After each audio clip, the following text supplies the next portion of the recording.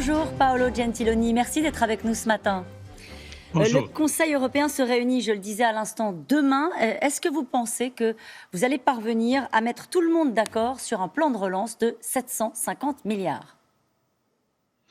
Oui, je pense qu'on réussira, mais peut-être pas demain. Demain, je pense que ça sera plutôt une étape intermédiaire pour rapprocher un peu les positions et surtout pour comprendre mieux entre les chefs d'État et de gouvernement les différences qui sont toujours là. Vous dites pas demain, Paolo Gentiloni, mais il y a urgence. Oui, il y a urgence. Et en fait, une des bases de cette intervention extraordinaire, comme vous le disiez, de 750 milliards, est exactement l'urgence. Mais en même temps, je comprends que c'est une chose tellement inédite pour l'Union européenne d'émettre de la dette commune pour financer des programmes en commun, justifie le fait qu'il faut encore y travailler. Alors, il faut encore y travailler, vous avez raison, pardonnez-moi, je vous ai coupé, mais c'est juste pour expliquer. Il y a effectivement quelques tensions, notamment sur la manière de répartir ces 750 milliards d'euros. Est-ce qu'il faut, par exemple, tenir compte majoritairement de la manière dont les États ont été touchés par la crise ? Oui, le but extraordinaire de ce fonds et d'éviter qu'une crise qui a été une crise commune, parce que tous les pays ont été touchés, le virus ne fait pas de distinction entre un Allemand, un Italien, un Hollandais ou un Français, on risque d'avoir des conséquences économiques très différentes. Et ça pourrait mettre en danger notre marché unique et aussi la force de notre monnaie commune. Alors, le plan a premièrement le but d'éviter que les pays qui ont moins de force financière pour répondre à cette crise restent en arrière. Et je crois qu'on a essayé de trouver les critères qui vont sur cette but. Puis on peut les améliorer, mais je ne crois pas qu'on peut les changer dans la substance. Mais est-ce que vous entendez certaines réserves des pays qu'on appelle les pays frugaux quand on est sympathique, sinon on dit les pays radins ? Est-ce que vous comprenez certaines réserves qui sont exprimées ? Par exemple, de lever de la dette commune, comme vous l'avez dit, pour des pays qui sont comme l'Italie, qui est votre pays, plus en difficulté. Bon, c'est l'Europe. Moi, je comprends toutes les difficultés pour le fait que c'est quelque chose sans précédent. Et en fait, on a discuté 10 ans sur la dette et sur la possibilité de mettre en commun des objectifs. Mais en quelques semaines, on a pu changer cette discussion et prendre cette décision. Sûrement, l'entente entre Emmanuel Macron et Angela Merkel nous a aidés à faire cette proposition. Les pays que vous appelez les frugaux sont des pays qui prospèrent et utilisent beaucoup le marché unique. Ils sont entre les pays qui ont des majeurs avantages de l'Union européenne. Ce n'est pas quelque chose qui ne les intéresse pas. Ce n'est pas seulement de la solidarité, c'est un intérêt commun. Est-ce que vous imaginez, Paolo Gentiloni, je rappelle que vous êtes commissaire européen à l'économie, est-ce que vous imaginez un échec de ce plan de relance, c'est-à-dire le fait que les 27 n'arrivent pas à se mettre d'accord? Et quelles seraient les conséquences?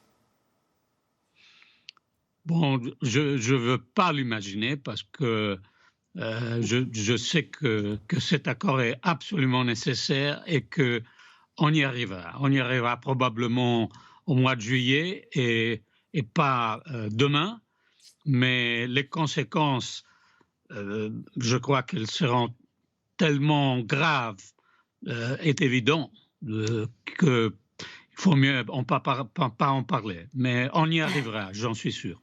Bon, c'est positif. Vous dites en juillet, ça veut dire un plan de relance effectif avec des sommes débloquées quand on parle de janvier 2021, ça paraît si loin, janvier 2021. Oui, c'est vrai. On a quelques instruments qui est déjà en place, mais c'est principalement des prêts, des crédits sur le chômage partiel et sur d'autres mécanismes. On a mis en place quelques instruments plus urgents et on a mis en place des instruments basés sur des prêts.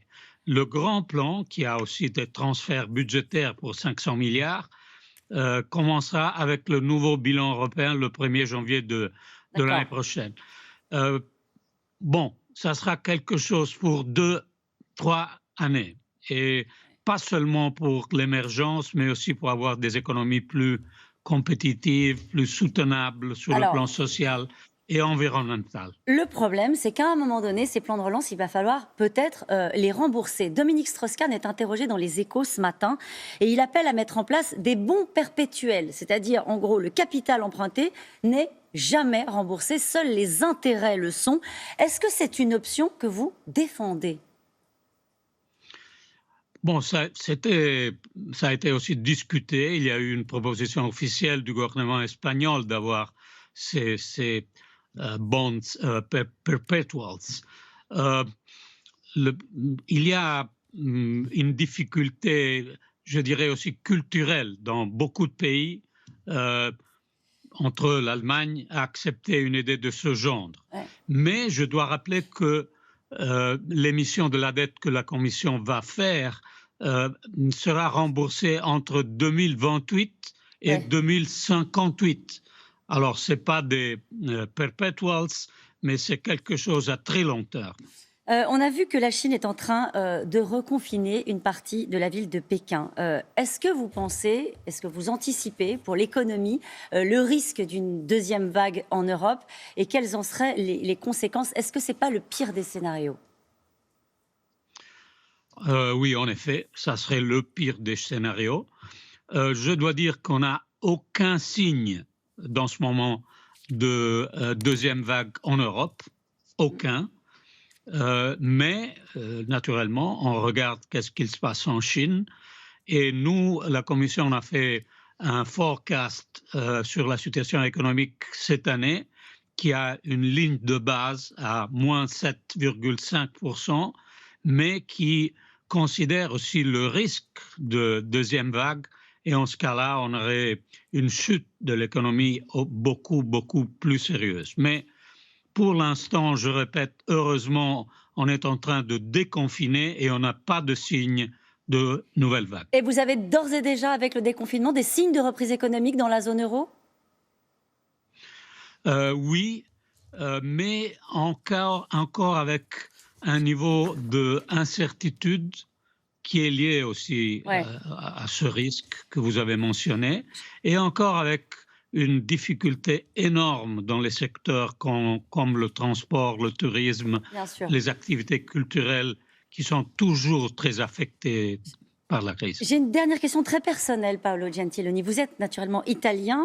L'Italie s'est sentie un peu abandonnée au tout début, au moment de l'épidémie. On voyait arriver des médecins qui venaient de Cuba en Italie et pas des médecins européens. Est-ce que vous diriez quand même que l'Europe a eu des ratés pendant cette crise, très rapidement ? L'Europe a eu une dizaine de jours, 2 semaines très difficiles. On avait les frontières fermées pour les ventilateurs, pour les masques entre pays européens.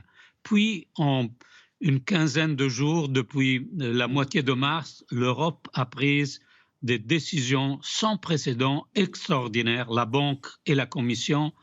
Et alors, cette fois, on ne pourra pas dire que la réaction a été trop tard et trop petite parce qu'elle était très forte. Après 2 semaines vraiment très dangereuses. Très difficiles et qui ont heurté les Italiens. Merci beaucoup d'avoir été notre invité ce matin, Paolo Gentiloni, et bon courage pour la suite.